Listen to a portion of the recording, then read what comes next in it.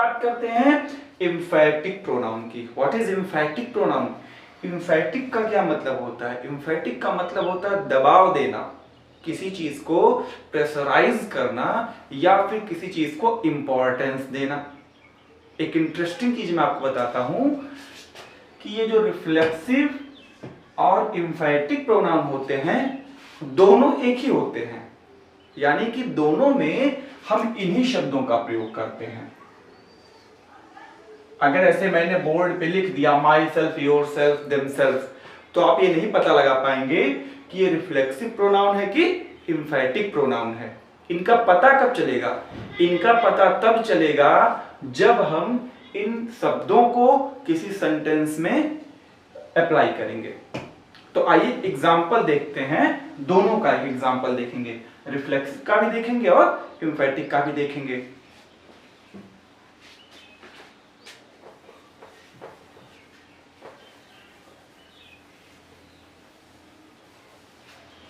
देखिए, मैंने भी आपको बताया कि रिफ्लेक्सिव प्रोनाउन में सब्जेक्ट के द्वारा किया गया कार्य स्वयं सब्जेक्ट पर रिफ्लेक्ट हो जाता है और इसे कहते हैं रिफ्लेक्टिव प्रोनाउन। एम्फैटिक प्रोनाउन का क्या मतलब होता है?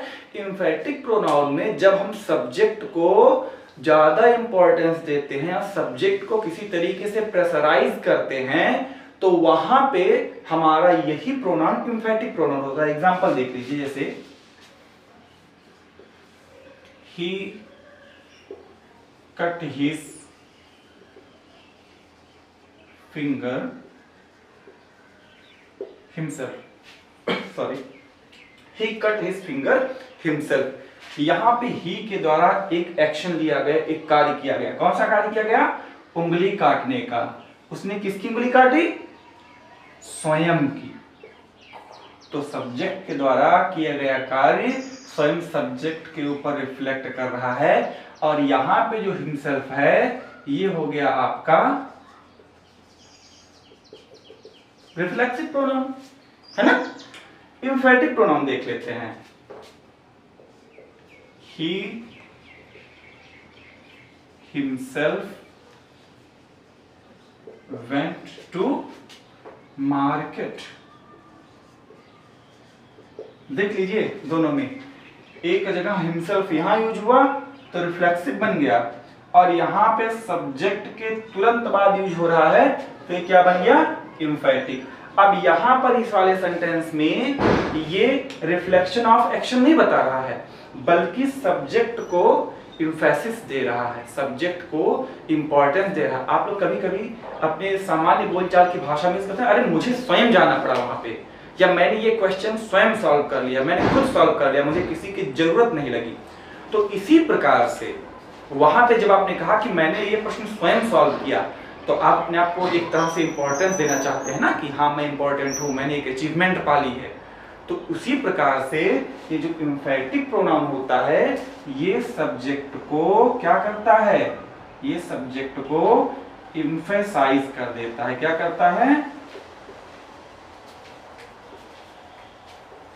एम्फेसाइज कर देता है ये सब्जेक्ट को, है ना। अब दोनों में अंतर देख लीजिए कि मान लिया आप ये ना समझ पा रहे हो कि रिफ्लेक्सिव प्रोनाउन कैसे हो गया या एम्फैटिक प्रोनाउन कैसे हो गया। हालांकि मैं फिर से बता दे रहा हूं कि जब कर्ता के द्वारा सब्जेक्ट के द्वारा किए गए कार्य का असर स्वयं सब्जेक्ट पर पड़ेगा तो जो शब्द होगा वो कहलाएगा रिफ्लेक्सिव। लेकिन जब सब्जेक्ट अपने आप को इंपॉर्टेंस देगा या सब्जेक्ट को कोई इंपॉर्टेंस दिया जाएगा तब वहां पे अगर यही शब्द आएगा तो ये कहलाएगा एम्फैटिक। दोनों के प्लेस में अंतर है, देखिएगा कैसे आप पहचानेंगे। ये हुआ हमारा सब्जेक्ट, ये हुआ हमारा वर्ब और ये हुआ हमारा ऑब्जेक्ट। यानी कि हमको देखना है कि अगर सेल्फ या सेल्फ वाले शब्द अगर वर्ब के बाद आ रहे हैं, ध्यान दीजिएगा, अगर सेल्फ या सेल्फ वाले वर्ड अगर वर्ब के बाद आ रहे हैं तो 100% वो रिफ्लेक्सिव प्रोनाउन होगा। लेकिन अगर यही शब्द सब्जेक्ट के तुरंत बाद और वर्ब के पहले आ रहे हैं तो ये क्या हो जाएगा? ये हो जाएगा एम्फैटिक प्रोनाउन। यही मेन अंतर होता है और आप लोग एग्जाम में यही गलतियां करते हैं जहां पे रिफ्लेक्सिव का यूज करना वहां पे आप एम्फेटिक का यूज कर देते हैं, और जहां पे एम्फेटिक का यूज करना वहां पे आप रिफ्लेक्सिव कर देते हैं, बोल देते हैं। तो इस कंफ्यूजन से बचना, मैं फिर से रिपीट कर दे रहा हूं कि अगर सब्जेक्ट के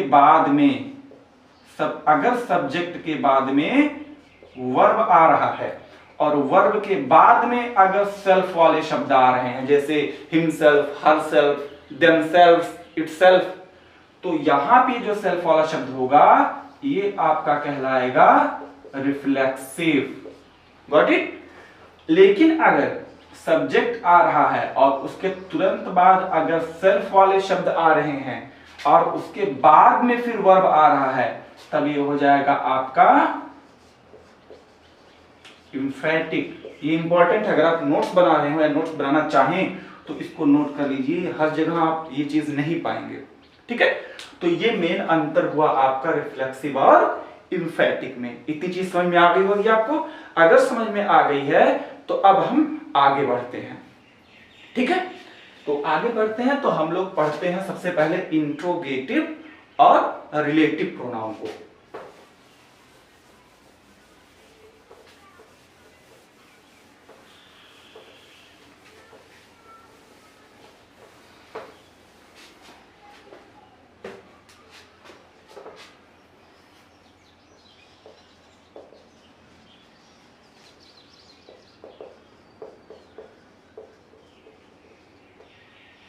ठीक है, ये हो गया आपका इंट्रोगेटिव प्रोनाउन, और साथ ही साथ हम रिलेटिव प्रोनाउन भी समझते चलते हैं कि क्या होता है।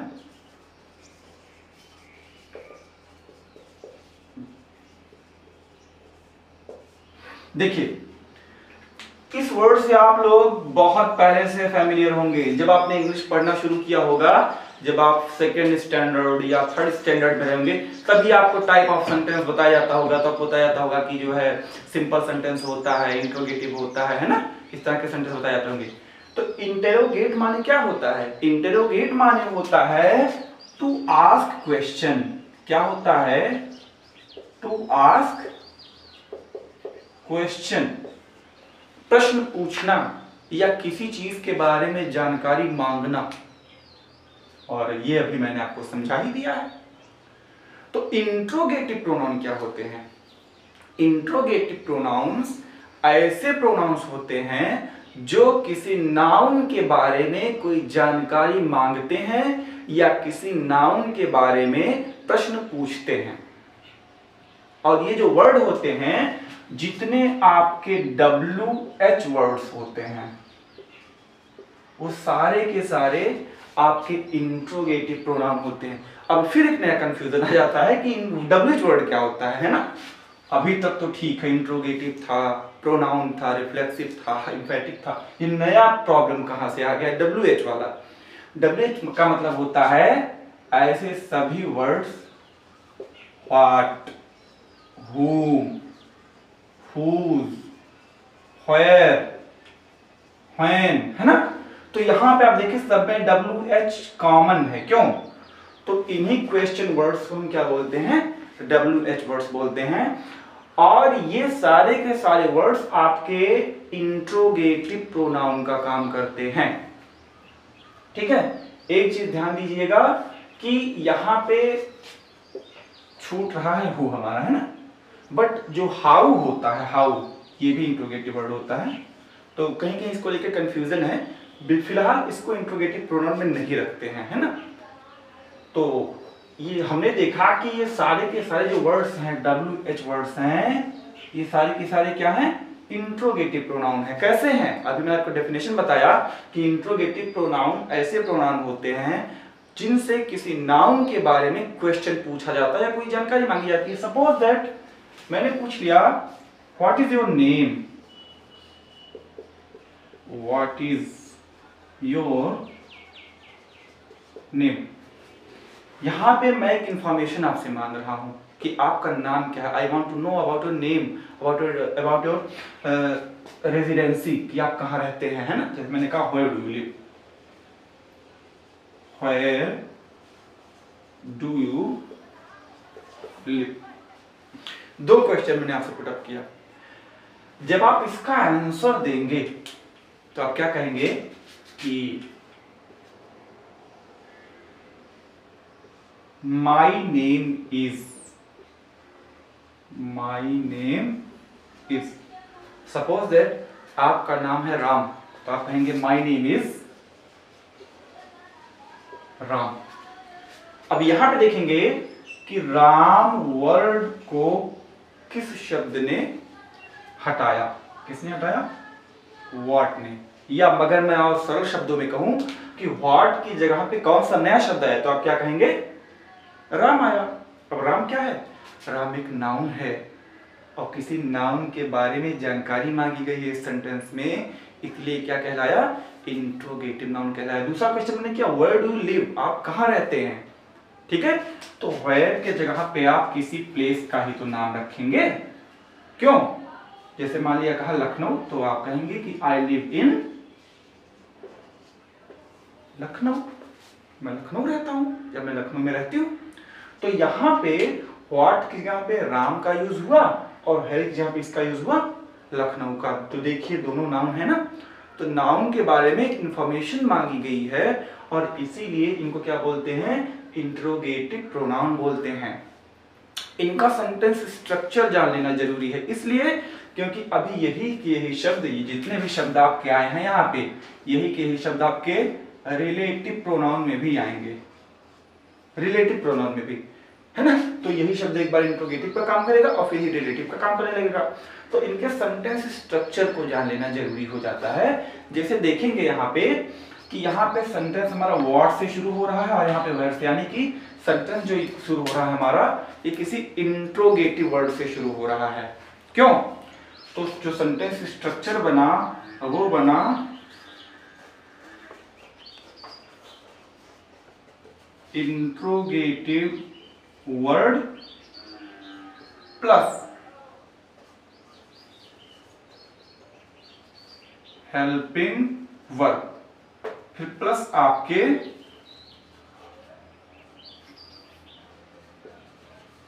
अदर पार्ट ऑफ स्पीच आ जाते हैं। इसको ध्यान रखिएगा, interrogative word plus helping verb plus other part of speech, ये आ रहे हैं, है ना? आगे अभी हम इसी के कंपैरिजन आपके रिलेटिव प्रोनाउन से करेंगे। फिर से मैं एक बार आपको समरी दे रहा हूं और छोटे में बता दे रहा हूं कि इंट्रोगेटिव प्रोनाउन ऐसे प्रोनाउन होते हैं जो किसी नाउन के बारे में जानकारी मांगते हैं, कोई इंफॉर्मेशन मांगते हैं। जितने भी आपके WH वर्ड्स होते हैं जैसे what, whom, whose, where, when, who, etc., ये सारे के सारे आपके इंट्रोगेटिव प्रोनाउन कहलाते हैं। कब कहलाएंगे इंट्रोगेटिव प्रोनाउन? जब सेंटेंस स्ट्रक्चर ऐसा होगा, सबसे पहले इंट्रोगेटिव वर्ड आएगा, उसके बाद में हेल्पिंग वर्ब आएगा, उसके बाद में अदर पार्ट ऑफ स्पीच आएंगे। अब आइए थोड़ी सी चर्चा कर लेते हैं रिलेटिव प्रोनाउन का, कि रिलेटिव प्रोनाउन क्या होते हैं। इसको नोट कर लीजिएगा, है ना, ये जरूरी है, इसको नोट कर लीजिएगा। अभी मैं आगे आपको रिलेटिव प्रोनाउन बता रहा हूं।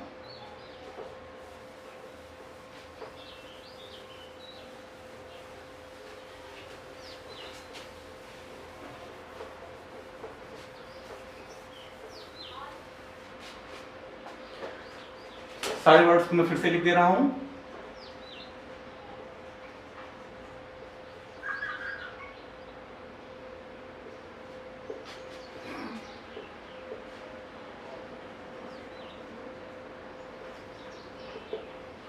है ना, ये सारे के सारे आपके WH वर्ड्स रिलेटिव प्रोनाउन का तो कार्य करते ही करते हैं।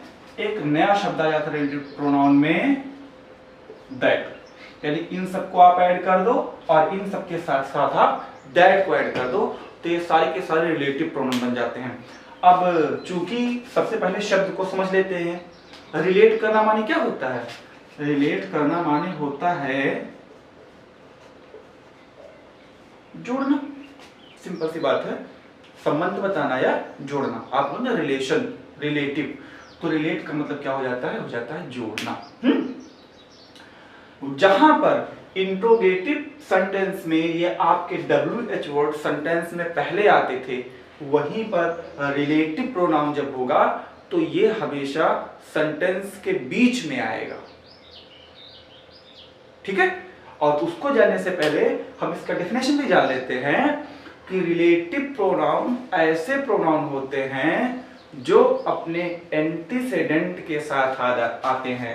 एंटीसेडेंट, ANTICEDENT, एंटीसेडेंट माने होता है पूर्ववर्ती। और ध्यान दीजिएगा ये जो आपके एंटीसेडेंट होते हैं ये हमेशा क्या होते हैं, नाउन होते हैं। ये जो आपके एंटीसेडेंट हैं ये हमेशा नाउन होते हैं और इनकी हिंदी क्या होती है, पूर्ववर्ती। तो जहां पे इंट्रोगेटिव सेंटेंस में ये जो आपके वर्ड्स आते हैं ये सेंटेंस में सबसे पहले आते हैं। रिलेटिव प्रोनाउन जब ये रहेंगे तो सेंटेंस के बीचों बीच आएंगे और अपने एंटीसेडेंट के साथ में आएंगे। जैसे एग्जांपल के लिए मैंने कहा कि he is the man who met me yesterday, या this is the pen which I lost, या this is the place where he lived। ध्यान दीजिएगा कि यहां पर who, which और where, मार्कर नीचे वाला सूख गया है, ठीक है। यहां पे who, which और where देखिए तीनों आपके क्या हैं, इंट्रोगेटिव वर्ड्स हैं। सेंटेंस के बीच में आए और साथ ही साथ इनका एक एंटीसेडेंट है। यहाँ पे हम मैन जो कि एक नाउन है, यहाँ पे एक पेन जो कि एक नाउन है और यहाँ पे प्लेस जो कि एक नाउन है। तो रिलेटिव कैसे हो गए ये, इसका डेफिनेशन कैसे समझिए कि रिलेटिव प्रोनाउन ऐसे प्रोनाउन होते हैं जो हमेशा अपनी एंटीसेडेंट के साथ में आ करके इनका रिलेशन वाक्य के अन्य भाग से बनाते हैं। ये हो गया आपका पूरा का पूरा डेफिनेशन कि रिलेटिव प्रोनाउन ऐसे प्रोनाउन होते हैं या ऐसे WH वर्ड्स होते हैं जो सेंटेंस के बीच में अपनी एंटीसेडेंट के साथ आकर के इनका संबंध सेंटेंस के अन्य भाग से बना